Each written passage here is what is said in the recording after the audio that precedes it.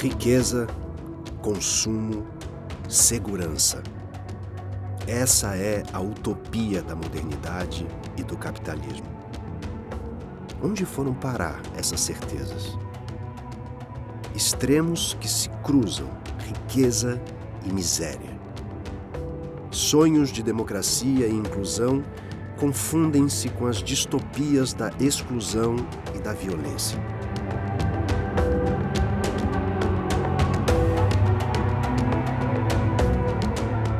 Multidões circulam nas cidades, enquanto a natureza e os povos são aniquilados.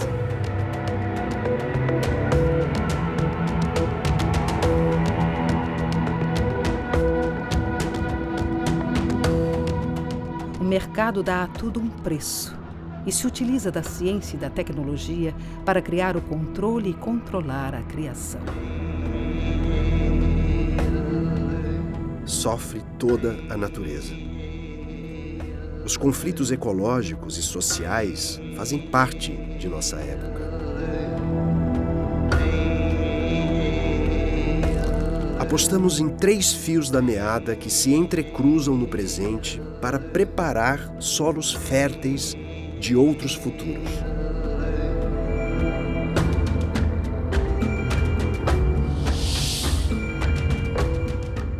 O primeiro fio é o retorno do território, das terras, águas e populações. O segundo fio é o alimento. Nós temos fome de quê? O alimento nos fala de quem somos, dos ciclos da vida, de como nos respeitamos e a natureza.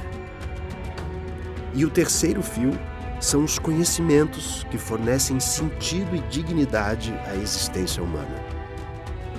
Como diz o cientista social Boaventura de Souza Santos, precisamos de uma ecologia de saberes que celebre a vida.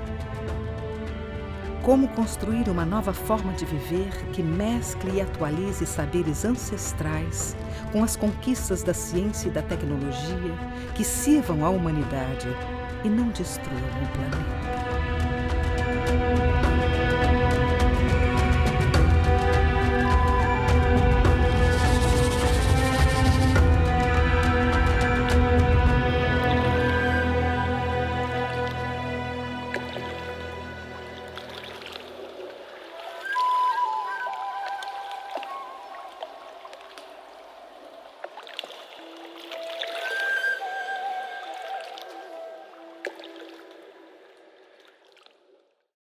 La sabiduría no está en aquel que lee más libros, ¿no? La sabiduría está en aquel que comprende el sentido profundo de la vida. Y nosotros somos parte, no somos los dueños de la naturaleza, somos parte, somos una pequeña parte de toda la gran biodiversidad de la madre tierra, de la madre naturaleza, de los ríos, de los mares. Y en esta civilización que vivimos, nos olvidamos de todo eso. ¿No? Es como si la madre tierra fuese un accidente que se puede explotar, se puede destruir, se puede comercializar. Tuve una abuela que era una india guaraní, que esta india me enseñó a mirar, porque una cosa es ver y no miramos. Una cosa es oír y no escuchamos. Entonces, esto de acercarme casi sin lecciones, la lección era la práctica, ¿no? De saber comprender los animales, las plantas, las flores, los árboles, el viento, saber escuchar el viento. Eso lo aprendí de una mujer iletrada, pero sabia. El bien común en realidad no es algo que está estático. Un río, la lluvia, un territorio es un bien común no solo porque está ahí, sino porque nesse território e nesse bem comum participa a gente. Romper con ese esquema y ese modelo que nos han puesto en la cabeza de desarrollo en el norte, que desarrollo significa consumismo. Ese modelo que destruye los bienes comunes, que destruye el territorio, que expulsa a la gente de los campos para irse a las ciudades, donde ya no se produce nada, donde la gente en las ciudades vive en condiciones realmente de esclavitud, sin derechos, sin voz, sin palabra, sin dignidade, não? Tendo como tema central o desenvolvimento, nós já perdemos a batalha. Porquê? Porque o problema é mesmo exatamente o conceito de desenvolvimento. Eu, por exemplo, trabalho com o conceito de alternativas ao desenvolvimento. O conceito de desenvolvimento surgiu exatamente como um conceito alternativo ao socialismo. O socialismo tinha do outro lado do muro de Berlim, tinha as suas formas socialistas, deste lado estava o conceito de desenvolvimento. E é uma invenção. Exatamente para quê? Para criar que o modelo capitalista também leva ao bem-estar de todas as populações do mundo. Não nos libertámos ainda disso. Como eu costumo dizer, um sociólogo do Bangladesh ou da Nigéria ou da Eritreia nunca inventaria o conceito de desenvolvimento. Porque ele não podia incluir, definir e inventar um conceito em que a esmagadora da maioria da população estivesse no lado errado da história, os subdesenvolvidos. Portanto, o conceito de desenvolvimento fez de todo o mundo subdesenvolvido. A crise ecológica neste momento é de tal ordem, a contaminação das águas, a poluição, o aquecimento global é de tal ordem que há coisas que são absolutamente urgentes, porque se não se fizerem hoje, por vezes, provavelmente amanhã será demasiado tarde. E, portanto, é um tempo de urgência muito grande.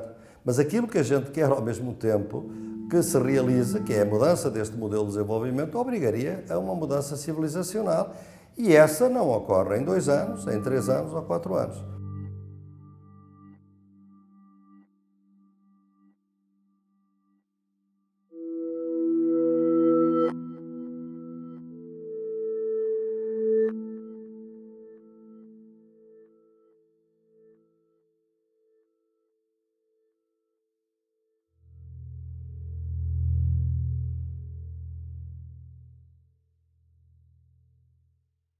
Se nós formos para o horizonte temporal da urgência, nós vamos encontrar os band-aids, isto é, vamos tentar solucionar o problema aqui, o problema acolá, que é a técnica, obviamente, que domina neste momento, que são o capitalismo verde, que são as formas de descontaminação dos rios e, portanto, ou seja, não alterar em nada o modelo de desenvolvimento, mas tentar que alguns dos danos colaterais, como eles dizem, que são, neste caso, os danos ambientais, sejam resolvidos. Bem, essa temporalidade vê-se que não vai levar a lado nenhum. A temporalidade civilizacional obriga, efetivamente, a uma mudança de civilização. O que é que isso quer dizer? Quer dizer, fundamentalmente, também nós temos que mudar. Porque enquanto tivermos todas as tecnologias e os hábitos de consumo que nós temos, nós somos os próprios inimigos de qualquer mudança que possa ocorrer. Há uma discussão, pode parecer meio teórica, abstrata, mas ela é muito importante, nessa discussão da propriedade da patente, que diz respeito à construção moderna do sentido de indivíduo, de individualidade e de propriedade. E isso se apresenta em diferentes esferas, de maneira mais radical no nosso tema, com relação à questão do meio ambiente, dos bens comuns. Quem é o dono da natureza, quem é o dono do rio, quem é o dono do oceano, quem é o dono do ar, da atmosfera. E, na verdade, ninguém pode ser dono, são os bens comuns da humanidade, são os bens comuns da natureza. E se alguém se apropria ou lucra, se beneficia isoladamente do todo, alguma coisa de mal vai acontecer naquela sociedade. E é isso que tem acontecido na nossa sociedade nos últimos tempos, nas últimas décadas, séculos. Mas essa discussão é uma discussão também importante se a gente for pensar alguns setores da sociedade, da economia e da vida em sociedade. No momento, o que a gente tem, na verdade, é uma enorme perversidade que é a inversão do que é comum, coletivo, de interesse humanitário fundamental, sendo diluído e aprisionado pelos interesses privados, individuais, corporativos.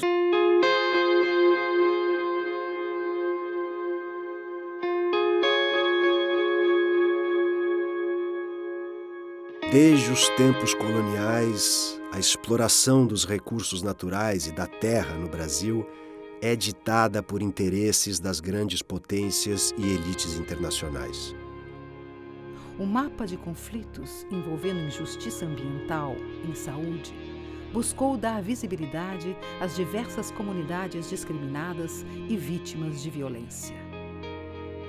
Os conflitos surgem quando elas buscam exercer sua cidadania enfrentando o agronegócio, a mineração e obras de infraestrutura, como a construção de portos para exportação. Olha, fundamentalmente o que a gente vê no mapa é que a grande luta neste país atualmente é pelo território. Então, se esse território vai ser usado para plantar soja, cana, etc., se esse território, de repente, vai ser usado para pecuária, se você realmente vai botar, de repente, grandes obras, tipo o Belo Monte da vida, não interessa, é o território, até mesmo nos centros urbanos, é o território, acima de tudo, o grande deflagrador das lutas, o grande motivo, digamos assim. Uma coisa que o mapa também nos mostra, que é da maior importância, é que desses 571 conflitos, se você vai olhar exatamente onde é que eles acontecem, a maioria absoluta deles está na zona rural. É o campo o grande cenário dos conflitos.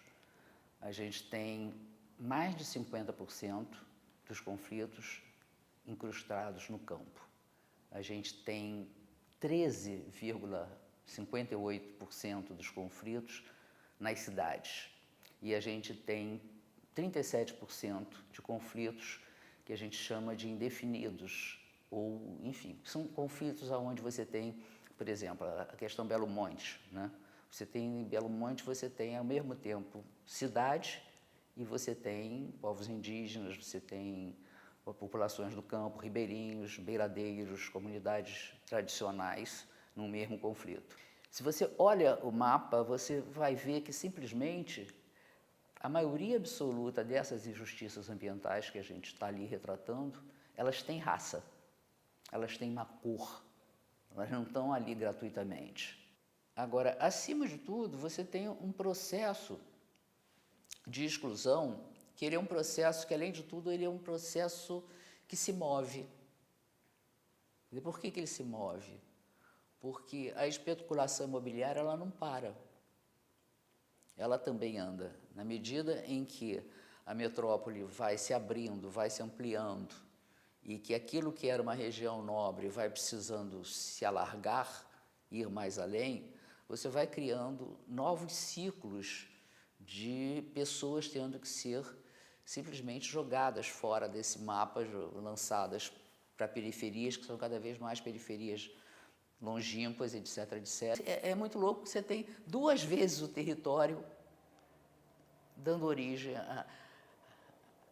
à recusa de garantir-se a vida decente, digna a uma pessoa. Primeiro, quando você expulsa essa pessoa do lugar que era o dela, lugar onde ela vivia por gerações, etc, etc. Então, você faz com que ela saia de lá na marra, joga essa pessoa para a cidade, onde ela também não tem lugar.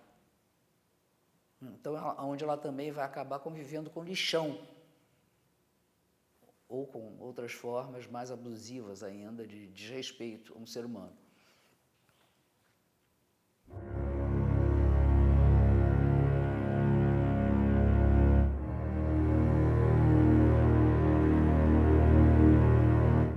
Os povos das florestas e águas tentam evitar as consequências que viram de perto com a instalação da usina de Belo Monte na bacia do rio Xingu e resistem para preservar seus territórios e saberes ancestrais.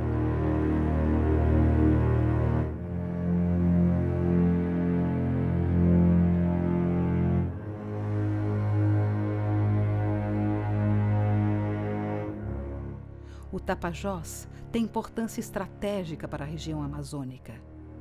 Suas águas estão ameaçadas pela construção de mega-usinas hidrelétricas, projetos de grandes mineradoras, abertura de estradas, instalação de portos para escoamento da soja e garimpos clandestinos.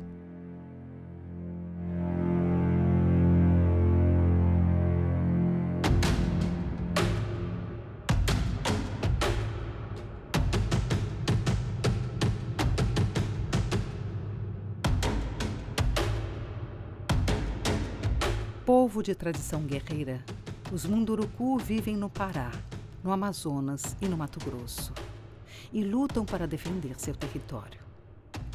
Em nome do progresso, os não-índios cometem barbáries contra os rios, cachoeiras e locais sagrados, peixes, pássaros e os povos que lá vivem.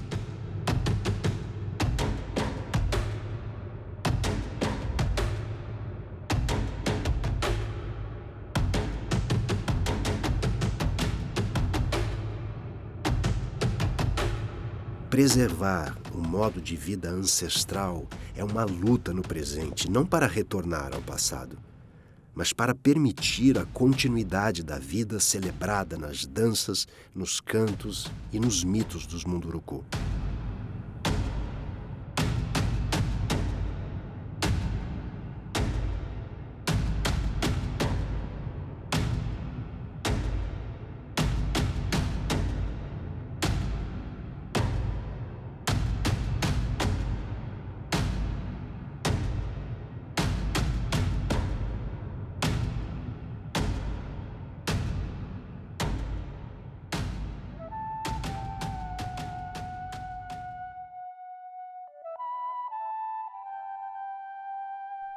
Os Munduruku contam que foram criados por Caroçacaibã, a partir do barro. Com o sopro de seu vento, ele deu a vida para todo o povo. Eles dizem que existe um princípio que cria, organiza e transforma todos os seres, os animais, as florestas, os rios e a humanidade. Os Pariwat, os não-índios, fazem parte da humanidade. Mas ao se considerarem superiores à criação, aos Munduruku e à natureza, eles promovem a destruição. Os ancestrais Munduruku dizem que um dia os Pariwat chegariam às suas terras. Com sua ganância iriam destruir o povo e as riquezas. Não poupariam nem mulheres nem crianças. Por isso, os Munduruku sabem, esse dia chegou. Como guerreiros e guardiões, eles resistirão.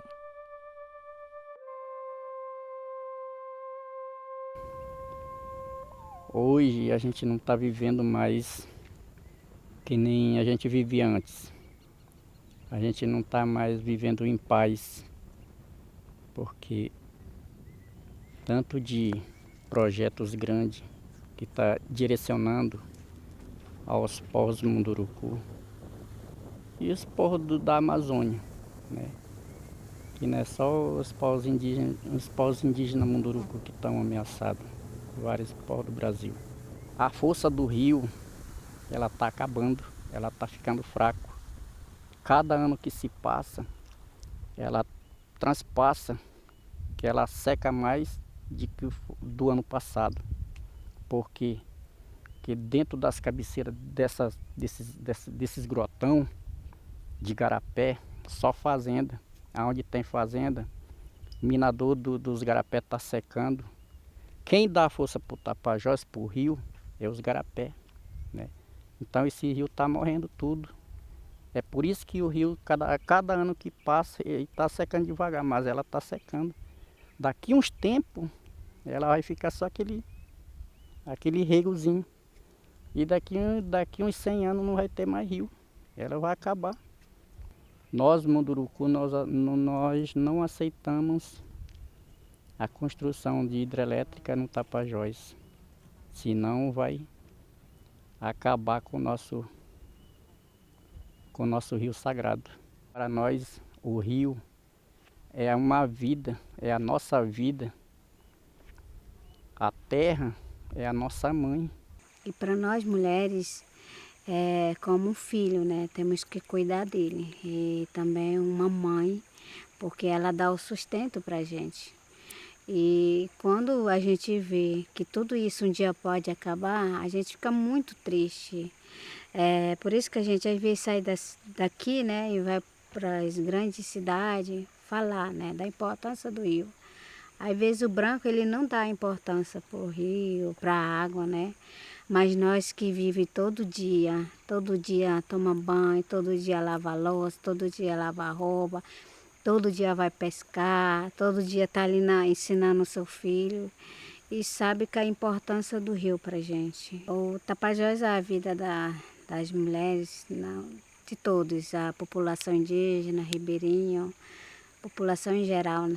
Que todos quando saem de uma cidade grande vêm para o rio Tapajós já vê uma beleza enorme. Mas infelizmente ela está sendo ameaçada.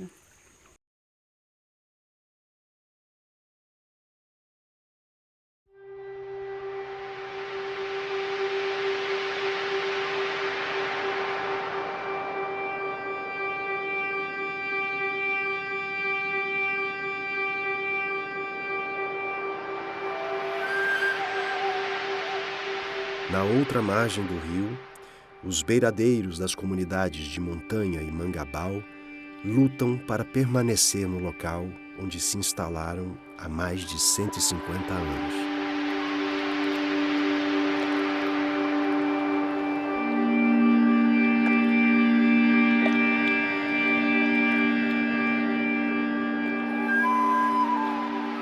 Os portos aqui no município de Itaituba, aqui no Miritituba, antes deles começarem a funcionar, antes deles serem instalados, ainda estava em projeto, era muito falado pela classe política partidária que era o desenvolvimento da cidade, né? O desenvolvimento da região, do município. E o que percebe-se é que esses projetos desenvolveram, hoje está funcionando o escoamento da soja nos portos aí de Miritituba, né? E simplesmente a soja passa, é o caminho da soja, né? Está virando o corredor da soja e desenvolvimento nenhum a gente está vendo para a região, muito o contrário. Setores de pesca de populações tradicionais foram privados e as pessoas não podem mais pescar, não podem mais ter a liberdade de usar o rio. Os Munduruku começaram a se manifestar e a gente se manifestava de outro lado contra esses grandes projetos, mas a gente não ainda trabalhava meio que isolado, eles para um lado e a gente para outro, individual quase. E resolvemos convidar eles para fazer uma parceria, fazer uma aliança e enfrentar e bater de frente contra esses projetos, dizendo que não aceitava esse projeto porque impactava a nossa vida e a vida dos parentes. E aí fortaleceu muito e temos tido um grande sucesso nessa nossa luta, né? Até com o arquivamento da hidrelétrica São Luís de Tapajós. Foi uma conquista muito grande. Se não fosse essa união de povos indígenas, beiradeiro, outras comunidades tradicionais, a gente não tinha conseguido chegar aonde chegamos. Em março de 2018, Ageu Pereira foi ameaçado de morte por garimpeiros, madeireiros e palmiteiros ilegais. De acordo com a Comissão Pastoral da Terra, o Pará lidera o ranking de assassinatos no campo no Brasil. Eu digo assim que essa nossa luta, esse enfrentamento a esses grandes projetos, muita gente entende como a gente atrapalhando o progresso. Não, nós estamos lutando pelo bem da sociedade, a saúde da população.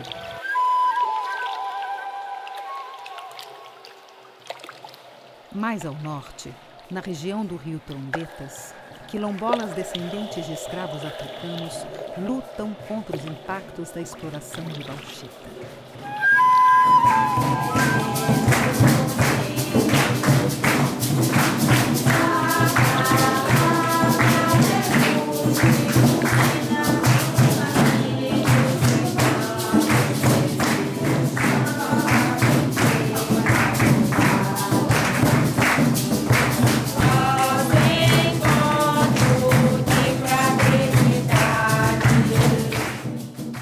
A gente nasceu aqui, junto com o rio, junto com a floresta, junto com os animais, junto com tudo que tem. Então a gente acha que a gente é dessa família, família da natureza, porque a gente nasceu aqui no Quilombo.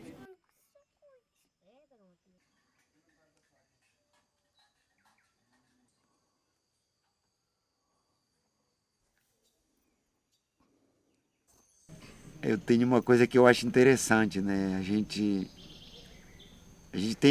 tem tudo isso, a onça, a cobra, os insetos. Mas como a gente é daqui também, a gente acaba se conversando, né? Sem querer, a gente se conversa. Mas tem um jeito de ser que é ninguém não mexe com ninguém. Quando vem um branco para cá, ele já fica preocupado com essas formigas. Mas ó, essas formigas para nós não é daí.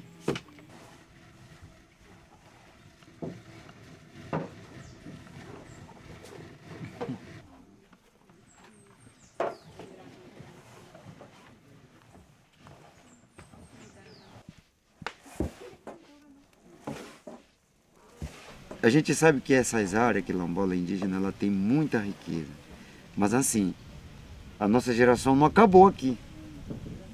Nós temos filhos, nós temos netos, nós temos bisnetos, nós temos teteraneto, que precisam viver. E que se acabar hoje, e daqui para frente? Hoje, por exemplo, a gente está no movimento, na luta em defesa do nosso povo, porque a gente olhou atrás da forma que nossos pais foram escravizados. Quando na adolescência a gente tinha muito medo de qualquer pessoa que chegasse, a gente se escondia. Hoje não dá para se esconder, né? Hoje não dá, que nossos direitos estão aí.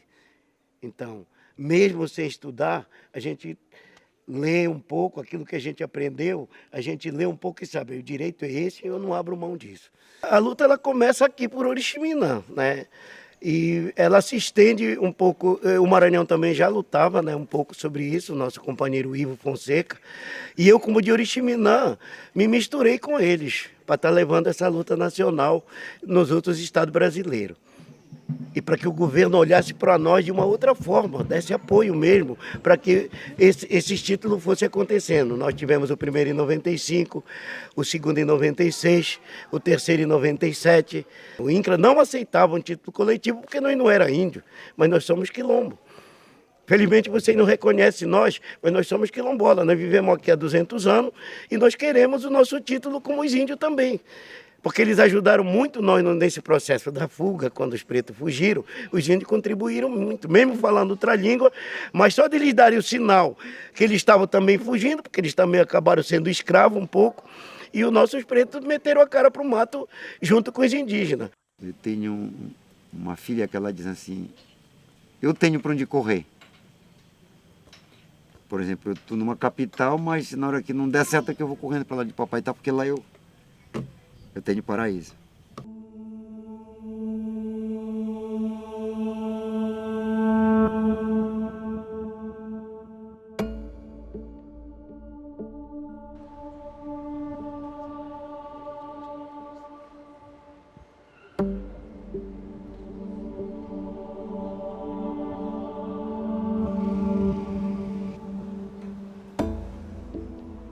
Aqui era o Hotel Columbia Palace, tá? Que é um hotel datado da década de 20, 30, e daí ele fecha no dia 1º de maio de 1983, se não me engano, acho que é essa data, tá? Conforme a escritura que eu li. E daí ele ficou 27 anos fechado. Esse prédio aqui ele não tinha rede nem de água, nem rede de esgoto, nem rede elétrica, e daí os próprios moradores fizeram isso, entendeu? Que, querendo ou não, se você pensar nesse prédio, um prédio de 6 andares, entendeu? Que acolhe 84 famílias, ele é um bairro, entendeu? São 225 pessoas, dá literalmente um bairro. Daí no ano de 2010, ocorreu essa luta aqui de ocupar esse prédio aqui na Avenida São João, no 3 de outubro de 2010, que é um prédio que ficou 27 anos sem cumprir a função social e ainda em abandono, né? Então são duas questões que ocorrem com esse prédio. Não é só uma questão ideológica, é uma questão assim, social, entendeu? Porque o princípio da vida humana, ela se dá no espaço da casa, entendeu? E quando a pessoa acessa a casa, ela começa a ter um processo de liberdade mesmo. Porque ela tem um espaço de segurança onde ela volta todos os dias e ali ela pode concretizar outras realizações no contexto social. Você fala hoje em locação social no centro, ou em desapropriar prédios do centro para próprio morar, você é bolivariano, comunista e ultra-revolucionário. Né? Agora é isso que as pessoas esquecem. Já foi ver como é em Paris, na glamurosa Paris? Como é em Londres? Como é em algumas cidades norte-americanas? É surpreendente, é espantoso que em 2017, em 2018, no século XXI, lutar por moradia seja tratado como algo radical. Ocupar terra seja tratado como algo radical. E não ter milhões de pessoas que, a essa altura do campeonato, não têm casa, não isso que seja radical. É espantoso, porque é tão básico esse direito a morar dignamente, a ter um lugar. Nós precisamos quebrar o tabu de que pobre não pode morar no centro. Espaço não falta. A maior parte dos imóveis ociosos utilizados pela especulação imobiliária nos grandes centros urbanos brasileiros estão nas regiões centrais das cidades. Prédios, edifícios públicos, que ficam em situação de abandono, esperando um melhor momento, uma operação urbana, um investimento, onde eles depois possam vender a alto custo. Nós vivemos, nas últimas décadas, uma transformação radical de paradigma em relação à questão da moradia. Como todo mundo precisa morar, é sensacional transformar a moradia num ativo financeiro, porque isso pode ganhar uma escala enorme, que é exatamente a escala que ganhou. Nesse sentido, esse paradigma da transformação da moradia de política social a uma mercadoria e a um ativo financeiro transformou as políticas de moradia no planeta. Em todos os casos que a gente pôde examinar, a gente percebeu o quanto o Estado ativamente destruiu todas as formas de acesso à moradia existentes para empurrar claramente todas as pessoas e todos os grupos na direção da compra da casa própria individual através de um crédito bancário hipotecário. E dessa forma, a moradia se transforma num ativo financeiro que circula no mercado global com um único pequeno detalhe. O mercado financeiro tem uma natureza essencialmente especulativa e discriminatória. O que significa isso? Bom, a especulação faz parte do mecanismo das finanças. A especulação são as apostas e o risco inerente. E discriminatório porque quanto mais pobre, vulnerável, ferrada for a família, maior é o risco que ela apresenta para o capital que vai ser emprestado para ela e, portanto, maior vai ser o juro que ela vai pagar. Quando o mercado hipotecário da venda de imóveis baixa ou desce nessa escala totalmente globalizada, as primeiras pessoas que vão perder a sua casa e ficar sem dinheiro e no meio da rua e sem nenhuma alternativa de política de moradia, porque elas foram destruídas para empurrar todas as pessoas na direção do crédito, é elas que vão ficar sem dinheiro, sem casa e com a dívida, que é realmente a nova forma de sujeição do capital. A luta das favelas, a luta das periferias, a luta das ocupações é exatamente a mesma luta dos quilombos, é a mesma luta das comunidades indígenas pelo reconhecimento da possibilidade de que o território possa ser apropriado e vivido por outras lógicas, por outros tipos de vínculos individuais e coletivos e comunitários e múltiplos que não este modelo único que nos submete à lógica financeira.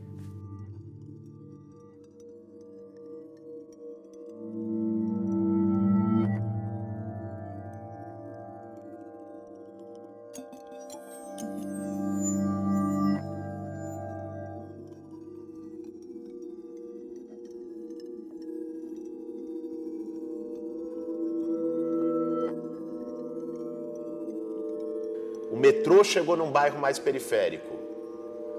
Se você não tem mecanismos de regulação ali, a periferia foge do metrô, porque quem é mais pobre e mora de aluguel naquela região, o aluguel vai subir de 500 para 1.500 e ele vai ter que ir para uma outra região mais longe ainda, onde não tem metrô. Isso é o mais perverso da especulação imobiliária, porque ela é algo contínuo. Nós temos que ter mecanismos de enfrentamento à especulação imobiliária, fazer valer a função social da propriedade, ter mecanismos de taxação da valorização imobiliária progressiva, ter formas de controle social sobre o valor dos aluguéis. Isso não pode ficar apenas ao bel prazer do proprietário, aumentar aluguel na hora que ele quer e com isso expulsar, né? E ter, sobretudo, uma política de enfrentamento a despejos. Os despejos e remoções foram a forma como o Estado fez a gentrificação. Gentrificação é a expulsão para as periferias das populações mais pobres e discriminadas nas áreas urbanas que estão sendo valorizadas por melhorias de infraestrutura. A especulação imobiliária e a lógica de mercado predominam e reproduzem as desigualdades, em vez de construir cidades inclusivas e democráticas.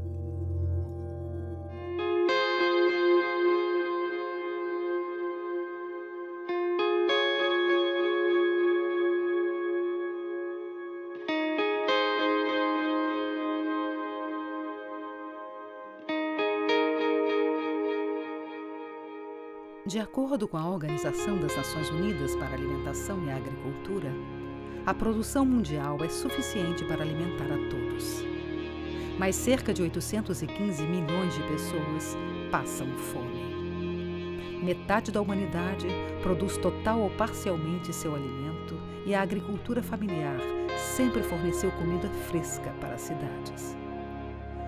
Mas cada vez mais corporações transnacionais controlam de forma desigual a produção, a distribuição e a venda de alimentos. Junto com as indústrias dos agrotóxicos, dos transgênicos e das grandes cadeias de supermercado, formam os impérios alimentares. Monocultivos de sementes transgênicas crescem em grandes plantações. As pessoas são empurradas para as periferias das cidades sem acesso a alimentos de qualidade. São justamente os que produziam sua comida que agora se tornam os mais vulneráveis e consomem alimentos com muito sódio, açúcares, gorduras e agrotóxicos.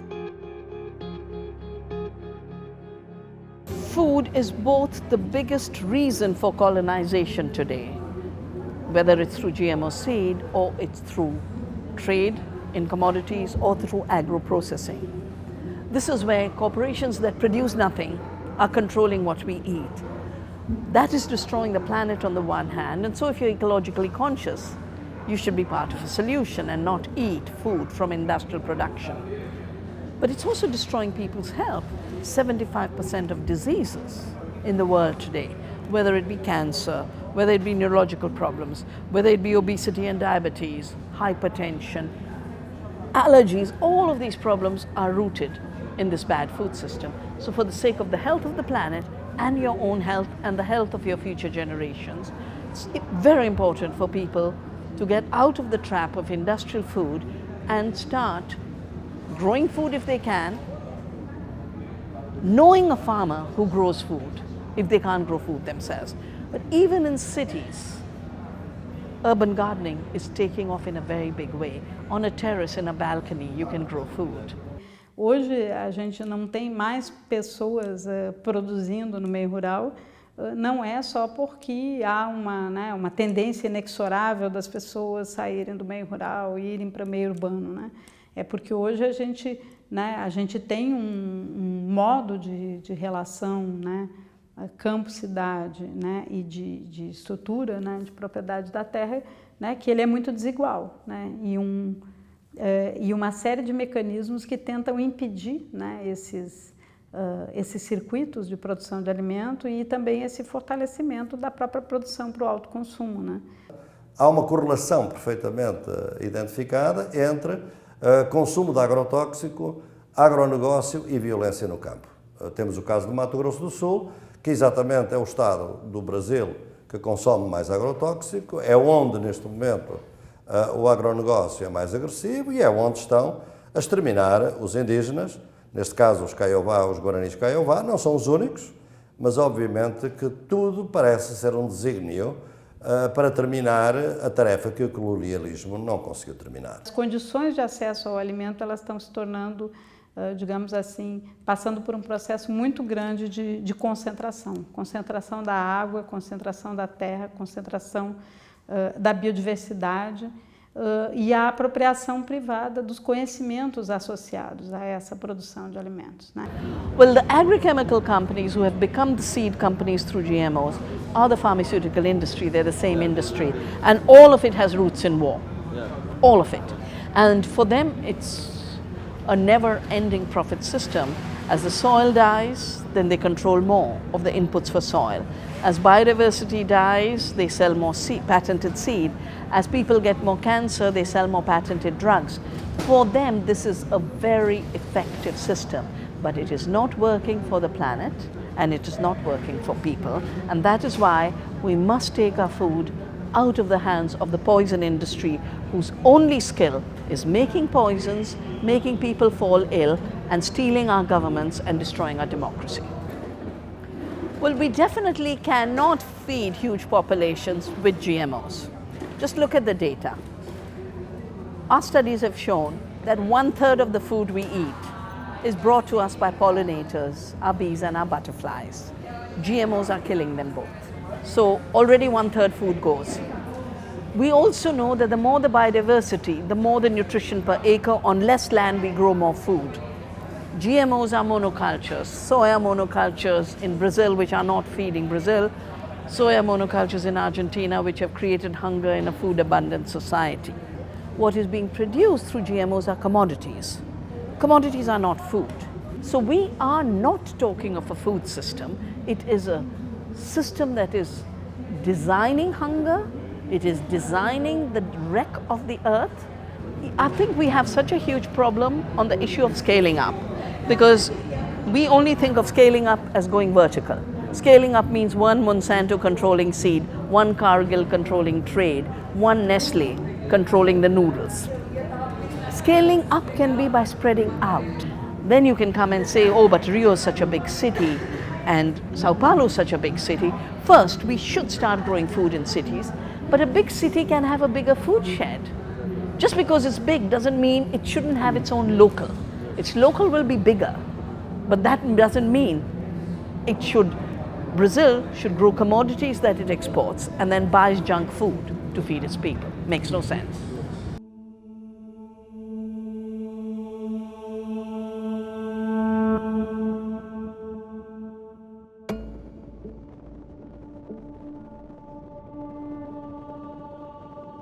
Matar a fome é acabar com as injustiças através de resistências.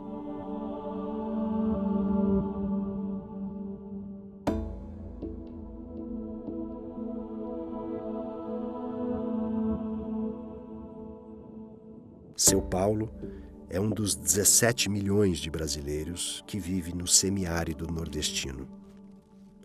Sob o sol da Caatinga, eles enfrentam longos períodos de seca, sede e fome que chegam a durar 7 anos.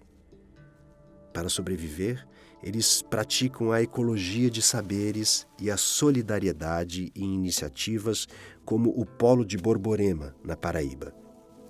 O programa reúne sindicatos de trabalhadores rurais, associações de assentados e feiras agroecológicas. Uma área estratégica do polo é a das sementes crioulas, as sementes da paixão, resultado de uma longa história de adaptação e conhecimentos adequados à natureza do lugar.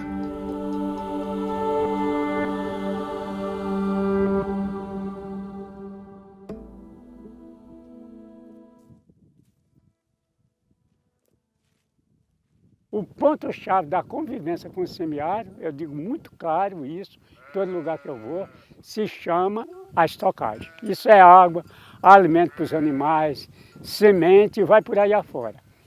E isso vem do tempo dos antigos que já fazia isso. Hoje se faz de uma forma mais moderna e é, claro, é evidente, com mais recursos. A minha avó tinha uma semente, que é até a fava orelha de vó, que era a tradição dela. Ela tinha um ciúme tão grande, ela botava dentro de uma santa. Quando era na época da planta, sem ninguém saber, daqui a pouco ela aparecia com a fava. Estava guardada dentro de uma santa. Então o povo tinha essa dinâmica e já se guardava a semente. Os antigos sempre guardavam a semente. Porque quando a gente fala a semente da paixão, é aquela que se adapta à nossa realidade. Porque nem a semente que dá aqui dá em outro lugar. A gente sabe, essa dá boa nesse setor, mas lá já é mais quente, ou mais frio, ou mais abrejado, sei lá, a gente já sabe qual a semente é realmente da realidade. As famílias foram produzindo a sua semente de acordo com as suas necessidades, de acordo com o tamanho da sua terra, de acordo com a necessidade do mercado. E esses estoques comunitários, as pessoas foram lapidando essa ideia e chegaram num banco comunitário de semente. Todas as famílias agricultoras do semiárido, se você chegar na casa delas, já existe um banco familiar, que é aquela reserva estratégica da primeira necessidade. A primeira chuva, molhou a terra, pega a semente na sua casa e elas plantam, né? Esses bancos familiares, geralmente, eles têm uma diversidade enorme, mas em poucas quantidades, né? Então, esses próprios agricultores começaram a mostrar entre eles o porquê era importante ter um banco comunitário de semente na comunidade. Você ter autonomia na semente, você ter diversidade na semente, você resgatar as sementes. E hoje, em 2017, a gente já tem uma ação com 62 bancos comunitários de semente nesse território. Então, ultrapassamos uma das secas maiores, mais severas nos últimos 50 anos aqui no semiárido. Foram 6 anos seguidos, recente, e as famílias perderam praticamente todo o seu estoque familiar. Então, esse ano, a gente está fazendo um levantamento, a gente está visualizando que tem mais de 2.500 famílias pegando semente nesses bancos comunitários para fazer multiplicação nas suas famílias e também fazer essa devolução.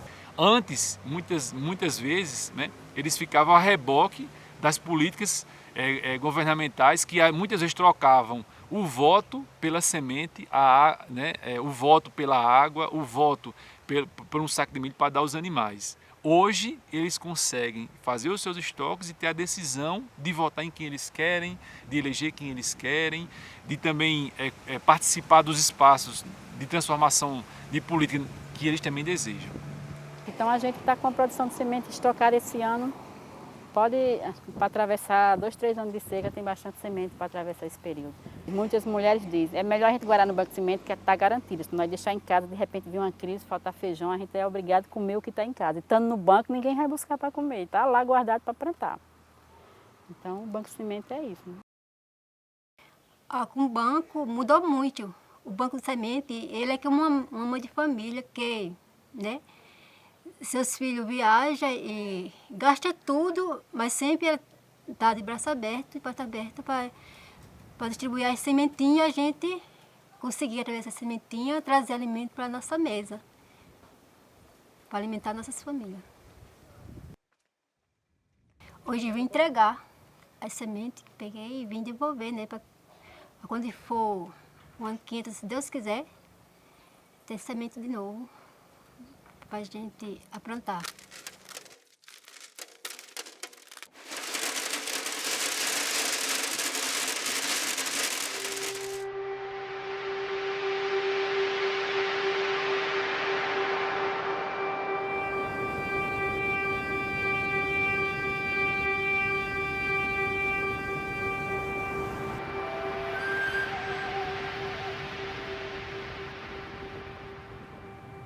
No mito de origem dos Munduruku, mulheres, homens, rios e espíritos transformam-se ora num, ora no outro, seja como mensageiros, como disfarces, como heróis ou como malfeitores.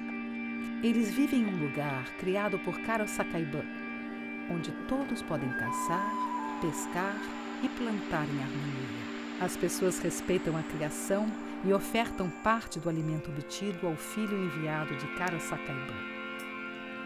Até que um dia, certa aldeia não quis compartilhar a sua caça, mentindo e maltratando a criança. Com isso, Carol Sacaiban transformou essas pessoas em porcos que, sedentos por vingança, tentaram pegar o filho de Carol Sacaiban numa perseguição épica. Finalmente, os porcos foram expulsos e passaram a viver mais ao norte, no Amazonas. É por isso que não existem porcos selvagens nos territórios de Munduruku.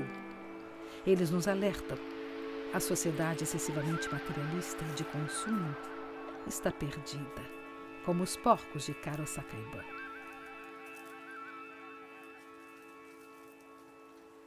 Na vida moderna e na vida urbana, as pessoas perderam a dimensão dos processos de produção e reprodução da vida.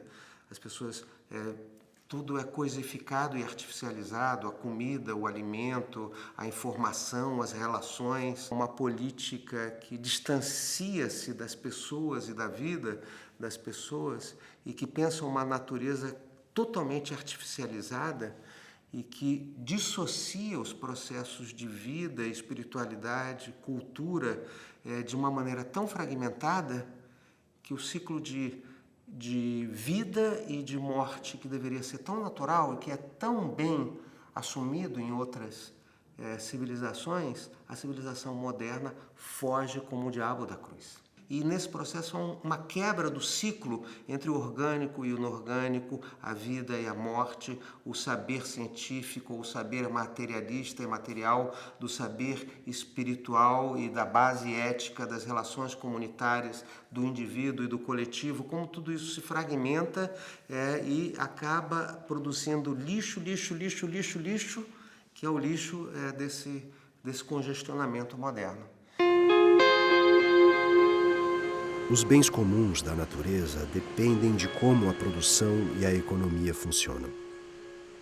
Para onde vão o lixo e o esgoto que produzimos? A iniciativa de saneamento ecológico no município de Paraty, no Rio de Janeiro, mostra como os bens comuns podem ser reconstruídos e preservados com ações de pequenos grupos que podem se ampliar em escalas crescentes.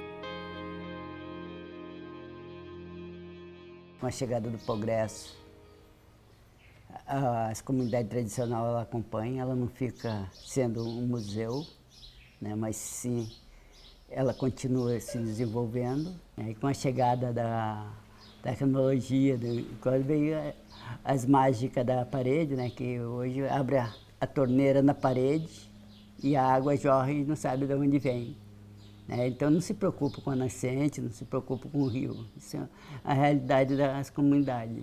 Então acho que desde 2009 a gente veio dialogando e aí a gente começamos a ver que no sono estava precisando fazer uma intervenção pelo fluxo de turismo que chegava na comunidade. A água já tinha dado sinal que estava sendo poluída e aí a gente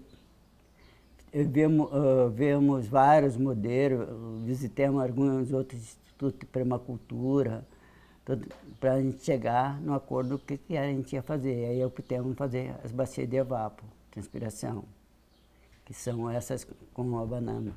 Então a gente vê que os saberes tradicionais são importantes para a gente conhecer o território e para saber o que vem do anseio deles mesmos e que o saber acadêmico também é importante. Por exemplo, a gente está fazendo um tanque de evapotranspiração. Nada mais é que uma caixa fechada, selada, impermeabilizada, que tem uma câmera na parte de baixo que funciona como uma fossa e daí vai subindo pelo entulho, brita, areia, terra, vai sendo filtrado esse esgoto e no final tem bananeiras. Então é o esgoto que dá frutos. Mas e esses frutos? São seguros?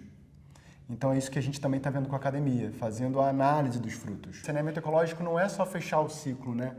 É a gente pensar em envolver as pessoas, trabalhar com tecnologia social, com uma tecnologia que seja barata, facilmente reaplicada, né? Então a gente tem um pensamento muito cartesiano normalmente. A gente está falando dos engenheiros.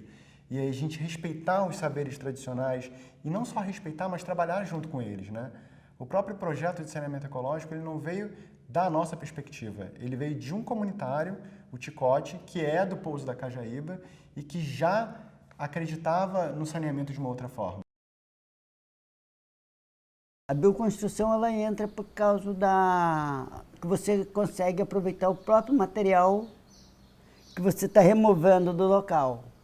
A água ela vai evaporar, vai voltar para a natureza, ela limpa. O alimento que você comeu, ela volta para a natureza de outra forma, que vai para a banana, e vai virar um círculo que ela é retornável, ela não vai nada descartar para a natureza poluindo. Então, um círculo fechado em coisa.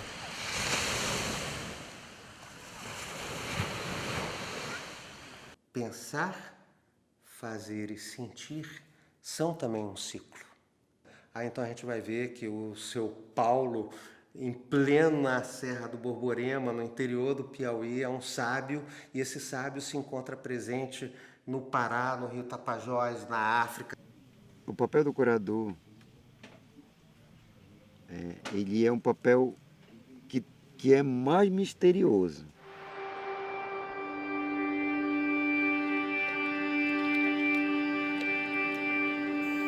É transmitir tudo isso que tem na natureza aqui para aquele que vem crescendo.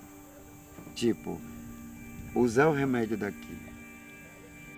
Valorizar o que tem aqui, os peixes, caça, tudo aquilo que a gente já convive.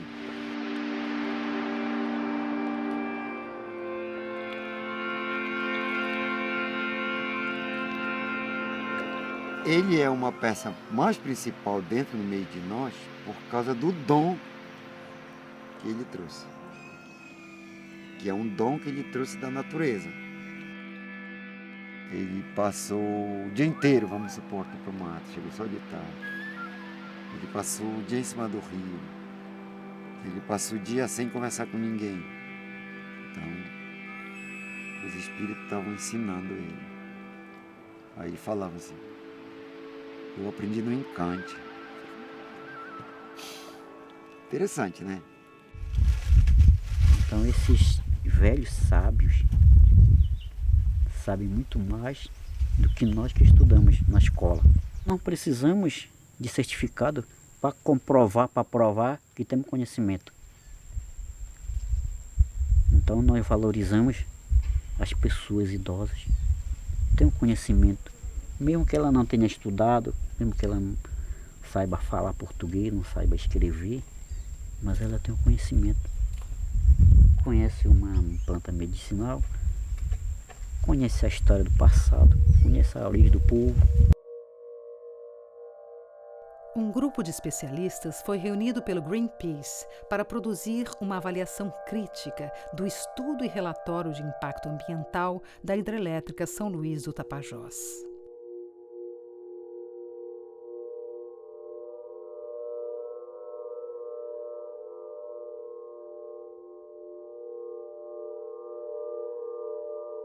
Pesquisadores visitaram a região e conversaram com os Munduruku.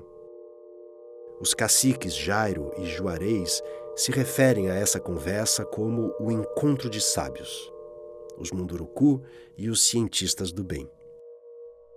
Os especialistas confirmaram a importância dos pedrais, ilhas e florestas junto aos rios para a reprodução de pássaros e peixes. A gente, nesse tempo, a gente conversou com o sábio, né, branco, cientista. A gente falou o nosso conhecimento também. Existe pássaro na beira do rio aí, nessas ilhas aí, que ela não produz na terra firme, ela produz nas ilhas, porque são das ilhas, para o governo ou para a empresa. E o pedral não tem nada de importante para nós. E eles falaram que podia tirar ele. Ele pode tirar, mas ele não vai existir, ele vai morrer. Eles falaram: por que o pedral é interessante para vocês? Porque nessa época, os bodó, eles desovam dentro das locas das pedras. Não é só os bodó. Traíra, aracu, jacundá, toda espécie de peixe, ele produz dentro da loca das pedras. Então nós usamos esses pedral nessa época para pescar e ensinar essas crianças a pescar, né, nessa época. A gente vê os pedral assim que não tem nada, mas ela tem muita coisa. Então para eles, pedral não era importante para ninguém. Então de todo jeito eles estavam tentando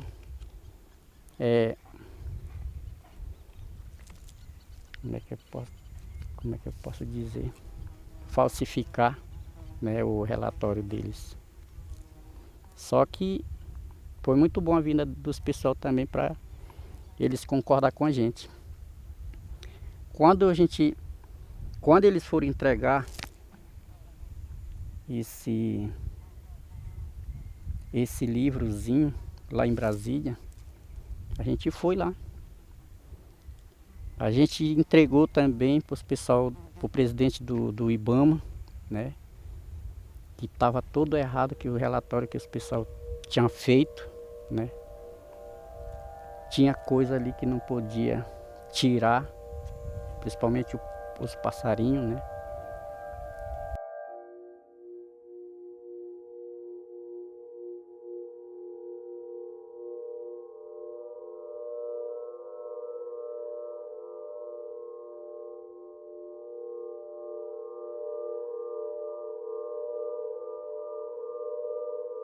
E aí a gente entregou para eles. É por isso, mas que também esse licenciamento foi arquivado. Defender os bens comuns não significa abrir mão dos avanços científicos e democráticos dos últimos séculos. É criar um processo respeitoso de diálogo com as comunidades tradicionais em nome da sobrevivência e do bem viver dos povos e do planeta.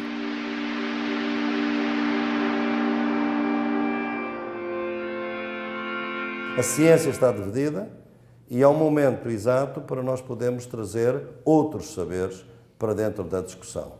E a esse nível, então, a justiça ambiental passa de sintoma a causa e um grande, digamos, sinal de uma nova civilização e de uma outra forma de pensar a sociedade, a vida e a natureza. Nós chamamos a um tipo de conhecimento específico que nós chamamos de ciência, que é o único conhecimento separado da prática. Mas as pessoas, todas elas, são conhecedoras de outros conhecimentos. E é por isso que as nossas universidades são tanto um sistema de conhecimentos como um sistema de desconhecimentos. A gente obriga os nossos estudantes a ser ignorantes de outros saberes que, por vezes, as trazem das famílias, das suas comunidades. E para isso vem, então, a tal ecologia de saberes, que é uma forma de articular diferentes conhecimentos, credibilizar diferentes conhecimentos en situaciones muy concretas. Ahora lo que tenemos que hacer es unirnos, es tratar de que el pueblo tenga la resistencia, la fuerza para oponerse a esto, de privatizar todo, ¿no? De vender todo. Hoy estamos perdiendo la soberanía, estamos perdiendo las identidades, ¿no? Siempre pongo un ejemplo, que nos están imponiendo el pensamiento único. Y este pensamiento único está haciendo desastres. Es como los monocultivos de soya, de trigo, de bosques. Pero digo que siempre hay un monocultivo mucho más peligroso que todos esos, que es el monocultivo de las mentes.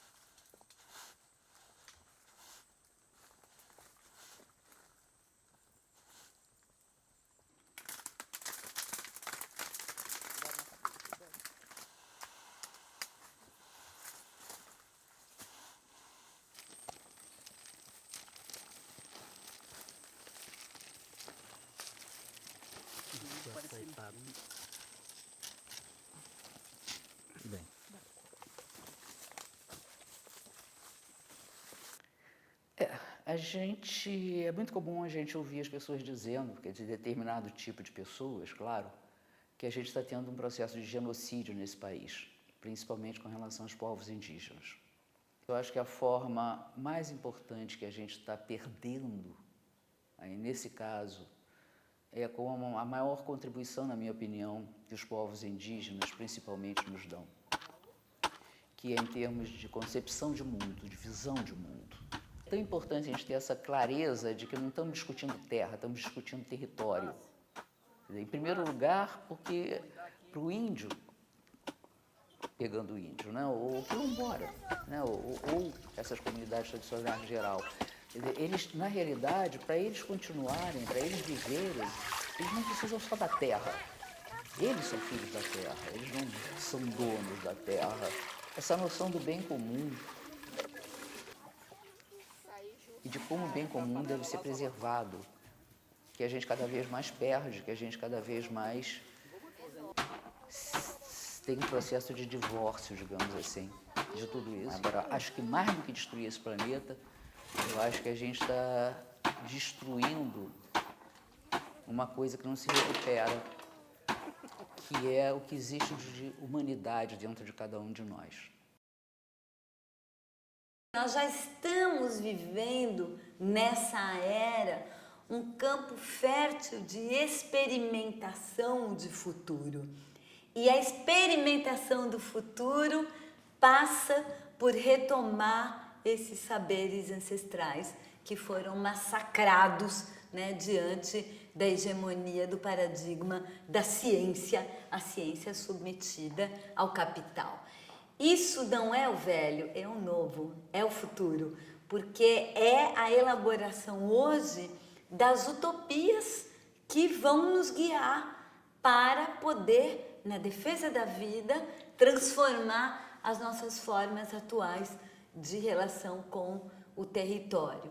Me parece que as formas ancestrais são evidentemente uma inspiração, um conhecimento, mas elas já estão absolutamente, digamos, positivamente contaminadas pelos saberes contemporâneos, pela tecnologia contemporânea. E é com isso, e é esse encontro, né, que vai permitir que dali a gente consiga extrair uma nova utopia de forma de organização social e política. De onde é que vêm os sinais de que pode haver vida para além desta vida, digamos, do capital financeiro? São as tais emergências que estão a surgir aí, que são todo o movimento dos chamados comuns, portanto, todo aquilo que nós entendemos que não pode ser nunca mercantilizado. E depois há muitos outros que estão a emergir também de outras culturas, não é? Desde os conceitos de independência profunda, que vem do Gandhi, que é o conceito de Swaraj, como a autodeterminação dos povos, que está ligada a uma economia chamada o Swadeshi, que é eu depender da minha economia local, dos meus deuses locais, eu invento os meus deuses, como trabalho com os produtos que tenho, como não compro produtos que venham de muito longe, e isso é que é o princípio da soberania alimentar. Isso é que é uma outra revolução que se está a gerar. E depois temos todas as culturas indígenas do continente que têm hoje uma formulação, aliás, constitucional. O que é que isso é fundamentalmente? É viver bem, sem sempre a ideia de viver melhor pelo consumo. Viver bem numa relação harmoniosa com a natureza, em climas de reciprocidade e relacionalidade, com muita atenção à natureza. E aqui é que vem a questão da educação, porque são integrações comunitárias onde as crianças, desde o princípio, vão tendo uma outra forma de integração, exatamente porque não são crianças. Porque o que nós fizemos no Ocidente foi transformar as crianças em adultos, quando nós é que devíamos nos transformar em crianças. A criança tem uma criatividade, tem sentido da maravilha do mundo, da utopia que nós não temos, que perdemos. A ideia é que podamos construir juntos o modelo que queremos, eu não chamo de desenvolvimento, o modelo de el buen vivir, que hoy se utiliza en los pueblos andinos para romper con esa palabra desarrollo o desenvolvimiento, como se dice en portugués. Es decir, el buen vivir, que significa armonía, significa hermandad, significa solidaridad, reciprocidad, respeto, transparencia y un vivir en armonía con todo esto que es parte de la vida, donde el hombre no está sobre la naturaleza, donde el hombre tiene que explotar los bienes comunes, la tierra, el agua, el petróleo, para que se enriquezcan unos cuantos. Eso no, eso es un modelo que no funciona, que está destruyendo la vida, que está destruyendo el planeta y donde los más afectados es la gente común, es la gente del pueblo. Y los pueblos tenemos las mismas esperanzas y los mismos sueños al mismo tiempo. Por eso es importante que podamos conocer las luchas que se van desarrollando en diferentes partes del mundo para una cosa fundamental que no tenemos que perder. Es nuestra alegría y nuestra capacidad de levantarnos el ánimo mutuamente, es decir, no sentirnos solos. A gente foi visitar a aldeia do cacique Valdemar, que estava presente com outra família, e a gente chegou, parecia uma grande festa, que era um dia de preparar e moer a mandioca. E depois chegaram, a gente nem viu uns caçadores chegando com cotias. Aí começou lá a limpar a cotia e botar a cotia no fogo, que ia servir de alimento. Aí a gente está lá conversando, né, fazendo as coisas. Aí num determinado momento eu estou do lado do cacique Valdemar e vendo a moagem da mandioca, que já tinha sido lavada, descascada, e havia então um motor do Valdemar. E num determinado momento eu perguntei: seu Valdemar, esse motor para a mandioca, ele é bom? O motor é bom? Aí ele falou em Munduruku com a esposa dele, ficaram conversando. Aí a esposa dele complementou, falou assim, era feito na mão.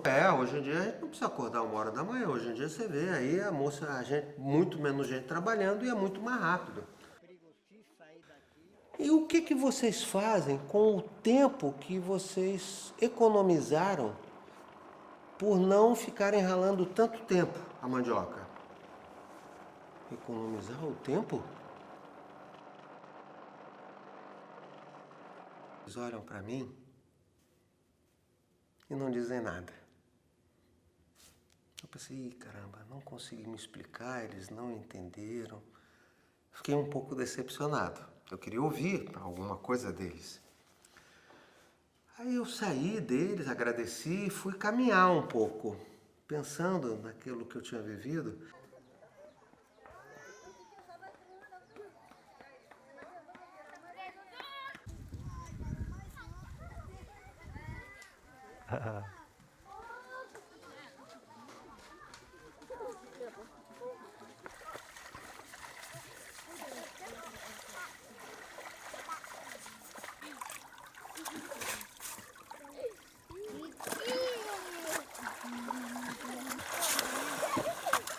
E à medida que eu ia caminhando pela aldeia, eu ia vendo, aí tinham crianças brincando, pessoas conversando, outras pessoas cuidando da comida, outras pessoas já preparando a próxima etapa da produção da mandioca, outra família grande pedindo para a gente tirar uma fotografia, a equipe tirar uma fotografia da família inteira.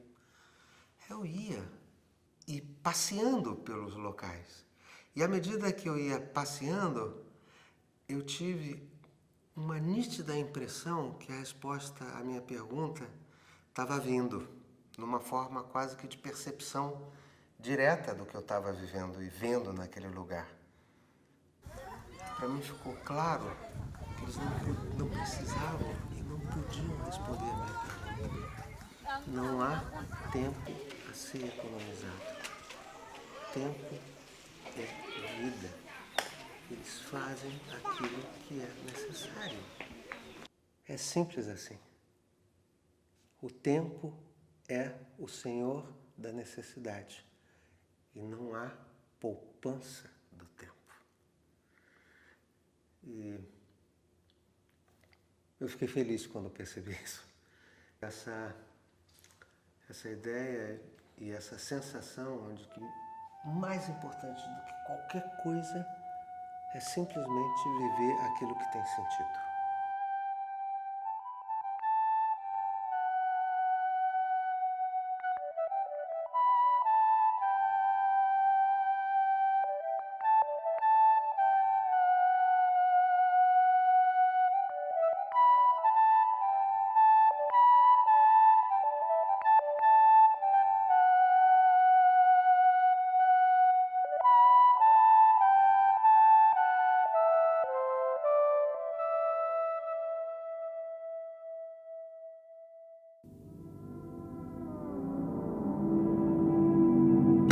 Música